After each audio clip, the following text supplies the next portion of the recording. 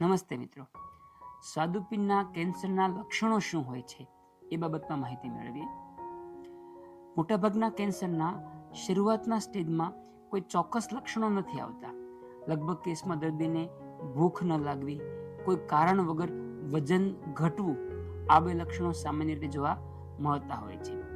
સ્વાદુપિંડના કેન્સરના સ્પેશિયલ અલગ લક્ષણો કયા છે? જો જમણી સાઈડની એટલે કે એના હેડ પાર્ટમાં ટ્યુમર હોય તો એ પિત્તની નળીને બ્લોક કરે અને દર્દીને કમળો થાય.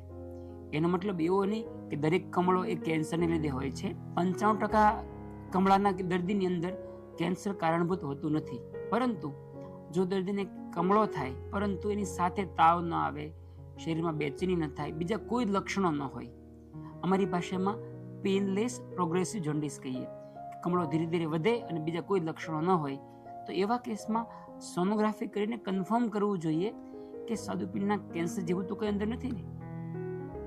ડાબી સાઈડનો જે સ્વાદુપિંડનો ભાગ છે એ પાચન તંત્રમાં કે પિત્તના પ્રવાહમાં વચ્ચે કશે નથી આવતો.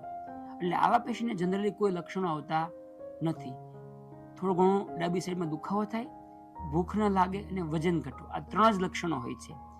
એક કેન્સર પછી બીજા ભાગમાં ફેલાય તો એ લક્ષણો આવી શકે, જેની અંદર પેટમાં પાણી ભરાવું, વજન અચાનક ખૂબ ઘટી જવું, પેટમાં અતિશય દુખાવો થવો કે આંતરડું બ્લોક થવું, એના લીધે ઉલટી થવી, આ લક્ષણો આવતા હોય છે. પણ આ લક્ષણો બહુ છેલ્લે આવતા હોય છે. આ લક્ષણોની માહિતી એટલા માટે આપું છું કે જો કોઈને આ પ્રકારના લક્ષણો હોય તો ટાઈમે નિદાન થાય. પરંતુ આ જે મેં વાત કરી દરેક લક્ષણોની અંદર કેન્સર જ હોય એવું જરૂરી નથી.